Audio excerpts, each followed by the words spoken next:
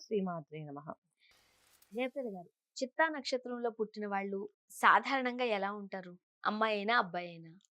చాలా హానెస్ట్‌గా ఉంటారన్న వీళ్ళు. నిజాయితీ పరులు. నిజాయితీ పరులు. చాలా నిజాయితీగా ఉంటారు. ఏ పనైనా నిస్వార్థంగా చేద్దాం అనుకుంటారు. కానీ వీళ్ళు చూడ్డానికి గాని, వీళ్ళు చేసే పనులు గాని, వీళ్ళు చేసే ప్రవర్తన గాని మనకి స్వార్థంగా కనిపిస్తుంటది. వీళ్ళు అవసరమైతే ఏ పనైనా చేస్తారు. హ్మ్. వీళ్ళు చాలా స్వార్థపరులు. వాళ్ళ అవసరానికి మాట్లాడతారు. అవసరానికి చేస్తా అంటారు. ఏమి చేయరని. వాళ్ళేంటంటే మేము అన్నీ ఇస్తాం, అన్నీ చేస్తాం అని చెప్తుంటారు. వాళ్ళు చెప్పే మాటలకి, వాళ్ళు చేసే పనులకి ఎప్పుడు మ్యాచ్ అవ్వవు ఎదుటి వాళ్ళకి. అందువల్ల వీళ్ళకి ఎప్పుడు కూడా ఎదుటి వాళ్ళ దృష్టిలో వీళ్ళొక స్వార్థపరులుగానే ఉంటారు. కానీ వీళ్ళు చాలా నిజాయితీగా ఉంటారు. చెప్పంటే వాళ్ళ హార్ట్‌లో మాత్రం అది నిజంగా చేయాలనే ఉద్దేశమే. చేయాలని ఉంటుంది. కానీ వాళ్ళ మాటల్లో, చేతల్లో అవి ఎప్పుడు కన్నా మనకి అలా కనిపించదనమాట. అంటే హుహు. ఇప్పుడు నువ్వున్నావు. నేను రేపు మీకు మీకు ఇవి ఇస్తానండి అనేసంటే, ఈ అమ్మాయి ఏదో సరదాగా మాట వరుసకంటుంది. నిజంగా ఇస్తానన్నది. అంటే మాటలో అలా ఉంటుందన్నమాట. కాన్ఫిడెన్స్ కనిపించదు. వీళ్ళొక మాట చెప్పారంటే ఖచ్చితంగా చేసి తీరుతారని ఎదుటి వాళ్ళకి ఆ కాన్ఫిడెన్స్ లెవెల్స్ వాళ్ళు ఇవ్వలేకపోతారు. హుహు. అది వాళ్ళకున్న పెద్ద లోపం. కానీ నిజంగా అయితే చేస్తారు. 100% చేస్తారు. నిజాయితీగా ఉన్నది ఉన్నట్టు చెప్పడము, ఉన్నది ఉన్నట్టు చేయడము అలవాటు వాళ్ళకి. కాకపోతే ఏంటంటే వాళ్ళ జీవితంలో అలాంటివి జరగవు. వాళ్ళు చూడడానికి ఆకారం కూడా అలా ఉండదు. వాళ్ళు మాట్లాడే పద్ధతులు, వాళ్ళు చేసే పనులకి 2 మ్యాచ్ అవ్వవు. సాధారణంగా చిత్తా నక్షత్రం వాళ్ళు చూడడానికి ఎట్లా ఉంటారు? కొంచెం విచిత్రంగానే ఉంటారు ఒక్కొక్కసారి. కొంతమందికి ఏదో ఒక చిన్న చిన్న లోపాలు కనిపిస్తుంటాయి వీళ్ళలో. వీళ్ళలో ఓహ్! కొంతమంది ఫేస్‌లో కొంచెం అట్రాక్షన్ తక్కువుంటుంది. హుహు.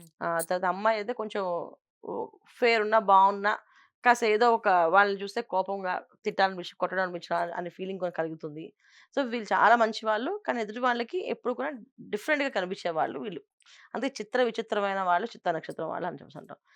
చిత్ర విచిత్రంగా ప్రవర్తిస్తూ ఉంటారని. ఎప్పుడు ఏ క్షణంలో ఎలా ఎమోషనల్‌గా వాళ్ళు బౌండ్ అవుతారో, ఎక్కడ ఎవరితో కనెక్ట్ అవుతారో తెలీదు. హుహు. అందుకని చాలా వరకు చిత్తా నక్షత్రం అని చాలా జాగ్రత్తగా చూసేవాళ్ళం మొదట్లో. సో, వివాహం చేసుకోవాలన్నప్పుడు కూడా చిత్తా నక్షత్రం గదా! ఎటువంటి ఎమోషన్స్‌తో ఉంటాడో, ఏ రోజు ఎలా ఉంటాడో, ఆ అబ్బాయితో మనం ఉండగలమా? మన అమ్మాయికి ఏమైనా ఇబ్బందొస్తుందేమో అని పూర్వం కాలంలో జాతకాలు చూపించినప్పుడు జ్యోతిష్యంలో 1, 2 సార్లు ఆలోచించేవాళ్ళు చిత్తా నక్షత్రం అబ్బాయికి ఇవ్వడానికి. ఓహో! ఎందుకంటే ఒక్కొక్క రోజు ఒక్కొక్క మూడ్ అలా వాళ్ళకి డిఫరెంట్‌గా ఉంటారు. ఆ డిఫరెన్స్ అనేది వాళ్ళకి అర్థం గాక ఎదుటి వాళ్ళు చేసేది వాళ్ళు కరెక్టా కాదా అని అర్థం అవ్వదన్నమాట. వాళ్ళు పనికి నిజాయితీగా పని చేయడంలో నిస్వార్థంగా చేస్తారు. అది చేసేటప్పుడు కొన్ని కొన్ని అబద్ధాలు కొన్ని ఎదుటి వాళ్ళు బాధపెట్టకూడదని కొన్ని సరదామైన అబద్ధాలు ఆడుతుంటారు. అది ఎదుటి వాళ్ళకి తెలిసినప్పటికీ ఏమనిపిస్తది? ఆహా! ఇది స్వార్థం కోసం కావాలని చెప్పాడని అనుకుంటారు. వాళ్ళేమనుకుంటారు పాపం ఇప్పుడు నో అని చెప్తే వాళ్ళు బాధపడతారు గదా! సరే చేద్దాం అని చెప్పి తర్వాత అవసరమైతే ఖచ్చితంగా చేద్దాం. కుదరకపోతే భగవంతుడు ఇంకేం చేస్తాం మనం మన చేతుల్లో ఏముంది అని చెప్పి అలా మాట్లాడుతుంటారు. ఈ 2 పద్ధతులకి ఎదుటి వాళ్ళు నచ్చదు. ఇప్పుడు అలా ఉన్నప్పుడు వివాహ జీవితం కావచ్చు, పర్సనల్ లైఫ్ కావచ్చు, ఎలా ఉంటది మరి? వివాహ జీవితం, వైవాహిక జీవితం ఎప్పుడు కూడా వాళ్ళకి కొంచెం ఇబ్బందిగా ఉంటుందన్న. హ్మ్. సో, భార్యాభర్తల మధ్యలో ఇప్పుడు అమ్మాయి అనుకోండి, అబ్బాయితో కొంచెం డిస్టర్బెన్సెస్ ఎక్కువగానే ఉంటుంది అమ్మాయికి. అత్తగారు వీళ్ళతో ఇబ్బందులుంటాయి. హస్బెండ్‌తో ప్రాబ్లమ్ ఉంటుంది. కానీ ఆ అమ్మాయి చెప్తే హస్బెండ్ మంచివాడే కనిపిస్తారు. ఈ అమ్మాయి చెప్పిందంతా అబద్ధం అనిపిస్తుంది మనకి. సో, అలా కనిపిస్తారు. అలాగే అబ్బాయి విషయంలో మ్యానుఫ్యాక్చరింగ్ డిఫెక్ట్ అంటారు అంతే కదండీ! అండి. ఆ డిఫెక్ట్ అట్లా 100% కనిపిస్తది. అలాగే అనిపిస్తది వాళ్ళకి. సో, ఆ అబ్బాయి చెప్పినప్పుడు కూడా మా వైఫ్ ఇలా చేస్తుంది అంటే ఎవరు నమ్మరు. ఎంత మంచి వైఫ్ దొరికింది నీకు ఎంత అదృష్టం. కానీ వీడు వాడుకోవట్లేదు ఆ అమ్మాయిని పాపం బాధ పెడుతున్నాడు, ఆ అమ్మాయిని హింసిస్తున్నాడు అని చెప్పి ఫీల్ అవుతారు. ఈ వీళ్ళ విషయంలో ఎవరు కూడా వీళ్ళ పక్కన నిలబడరు. హుహు. అది. ఎందుకంటే ఈ నక్షత్రానికి అధిపతి కుజుడు. సో, అగ్రెసివ్‌గా కనిపిస్తుంటారు వీళ్ళు. ప్రతి విషయంలోని తొందరపాటు నిర్ణయాలు, తొందరగా నిర్ణయాలు తీసుకోవడం, తొందరగా విషయాన్ని కంక్లూజ్ చేయడం చేస్తుంటారు. దానివల్ల ఏంటంటే ఎదుటి వాళ్ళు ఏదో దాచిపెడుతున్నారు, సగమే చెప్పారు, పూర్తిగా చెప్పలేదు. లేదు ఇంకేదో విషయం ఉంది. మనకేదో దాచిపెట్టి చెప్తున్నారు. వాళ్ళు ఉన్నది ఉన్నదే చెప్తారు. 2 ముక్కల్లో చెప్పేస్తారు ఏ విషయమైనా వాళ్ళు. హ్మ్. ఆ 2 ముక్కలు ఎదుటి వాళ్ళకి అది అర్థం కాదు. ఇవాళ రోజు ఏంటి మనకి అన్ని విషయాలు వివరంగా ఓపెన్‌గా చెప్పాలి. వీళ్ళేంటి ఆ పని అవ్వదండి. వాళ్ళు చెప్పేసారు. వాళ్ళకి నాకు నాకు అర్థమైపోయింది వాళ్ళ సంగతి అంటే అక్కడ వాళ్ళని ఇస్తా అన్నా వీళ్ళే వద్దని చెప్తున్నారేమో, వీళ్ళే ఆపేస్తున్నారేమో అనే ఫీలింగ్ ఎదుటి వాళ్ళు తెప్పిస్తారు. అది వాళ్ళ జాతకంలో ఉండే దురదృష్టం ఒక విధంగా. ఆ నక్షత్రానికి ఒక దురదృష్టం. ఆ హుహుహు. విధంగా. సో, మామూలుగా తీసుకుంటే చిత్తా నక్షత్రం వాళ్ళు మంచి తెలివైన వాళ్ళు, మంచి మేధాశక్తి ఉన్నవాళ్ళు, క్రియేటివిటీ నాలెడ్జ్ ఎక్కువ ఉన్నవాళ్ళు. క్రియేటర్‌గా అంటే ఏంటంటే, ఏ సంస్థ ఉన్నా ఆ సంస్థని డెవలప్ చేయడానికి ఎలా చేయాలని నిజాయితీగా చేస్తారు. ఓకే. అంతేగాని నేను చేస్తే బాస్‌కొస్తాయి డబ్బులు. అందుకే నేను చేయాలి అని అనుకోరు వాళ్ళు.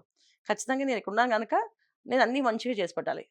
అన్న లక్షణం. వాళ్ళు ఎక్కడుంటే అక్కడ మంచి చేయాలనుకుంటారు.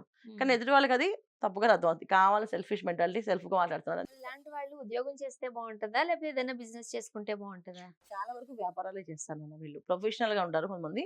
కొంతమంది వ్యాపారాల్లో ఉంటారు. కానీ ఉద్యోగాలు చాలా తక్కువ మంది. ఎందుకంటే ఎప్పుడైనా సరే మనకి సెల్ఫిష్ మెంటాలిటీ అని స్వార్థంగా ఉన్నారని అనుకున్నప్పుడు మనం వాళ్ళతో ఎక్కువ సేపు ట్రావెల్ చేయం గదా! అవును. అప్పుడు వాళ్ళకి కూడా మనసుకి అనిపిస్తది కదా! ట్రావెల్ చేయలేం వీళ్ళతో అనేసి.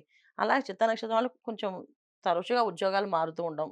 ఒక స్థిరమైన ఉద్యోగం గాని, స్థిరమైన ఆదాయం గాని ఉండదు వీళ్ళకి. కాస్తంత ఇబ్బందులు అనేది ఉంటుంది.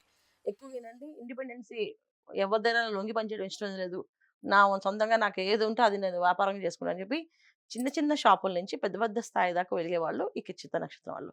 వారికి ఇది వచ్చిన విద్య చిన్నదే అనుకోండి. ఆ చిన్న విద్య చేస్తారు. ఒక మనకి ఇప్పుడు ఆయనకి పెద్ద డబ్బుంది. ఇంకెవరిని అడగకుండా ఆయనే ఓన్‌గా బిజినెస్ పెట్టుకొని డెవలప్ చేసుకుంటాడు. ఒకవేళ లాస్ అయితే ఆ డబ్బు నాదే పోతుంది. ఎవరు సమాధానం చెప్పక్కర్లేదు నేను. అదే ఎవరినైనా రమ్మంటే మళ్ళీ వాళ్ళకి పొద్దున్నే సంజాయిషీ చెప్పాలి. వాళ్ళకి గుడ్ మార్నింగ్ చెప్పాలని చెప్పి వీళ్ళు అనుకుంటారు. ఆరోగ్యపరంగా ఎలా ఉంటారు వీళ్ళు? ఆరోగ్యం ఎప్పుడు ప్రతి విషయము ఆలోచిస్తూనే ఉంటారు ఎక్కువ. ఆలోచనలు ఎప్పుడు బుర్ర ఎప్పుడు ఆలోచనలతో తిరుగుతా ఉంటది. ఆ బుర్రలో ఉన్న ఆలోచనలు తిరగడం వల్ల ఏంటంటే ఆరోగ్యం అనేది కొంత బీపీ, షుగర్ తొందరగా ఇబ్బందికరంగానే వచ్చే ఉంటుంది. అవకాశం ఎక్కువగా ఉంటుంది వీళ్ళకి. ఉమ్. ఇప్పుడున్న చిత్త నక్షత్రం వాళ్ళకి ఆహార నియమాలు సరిగ్గా పాటించరు. నచ్చింది తినేస్తుంటారు. టైంకి తినరు ఒక్కొక్కసారి. కొంతమంది క్వాలిటీ మెయింటైన్ చేయాలని చెప్పి క్వాలిటీ ఫుడ్ తినాలనుకుంటారు. అది కూడా అర్ధరాత్రి తింటారు. అది ఉహు. వీళ్ళకి డైజెషన్ అవ్వదు. వీళ్ళు రాత్రులు ఎక్కువగా మెలుకువగా ఉండడం వల్ల చాలా వరకు అనారోగ్య సమస్య ఎక్కువొస్తది. చిత్త ఓకే. నక్షత్రం వాళ్ళు రాత్రులు ఎక్కువ మెలుకుంటారు. పగలంతా నిద్రపోతుంటారు. రాత్రి మాత్రం చాలా మెలుకువగా ఉండి అన్ని పనులు చేస్తుంటారు. ఏదైనా పని అవ్వాలంటే నైట్ అంతా కూర్చొని చేస్తారు. దానివల్ల చాలా సమస్యలు ఎదుర్కోవాల్సొస్తుంది. బాగా చదువుతారా వీళ్ళు? అంటే చదువు విషయంలో ఇక్కడ మనం తీసుకోవాల్సినవి ఏంటంటే లగ్నాలు, మళ్ళీ ఉమ్. కారకత్వాలు, ఉహు. మళ్ళీ లగ్నానికి రవి, బుధుడు ఎలా ఉన్నారు? ఎప్పుడైనా చదువు రావాలంటే ఏ జాతకుడికైనా బుధుడు బావుండాలి. బుధుడు బావుండి, రవి బావుంటే మంచి చదువు, ఉన్నతమైన చదువు చదవగలరు. ఉమ్. బుధుడు వక్రించిన ఉంది. తర్వాత రవి దగ్గర కంబాస్ట్ అయినా, కుజుడు గాని, బుధుడు గాని డబ్బు ఆగిపోతుంది.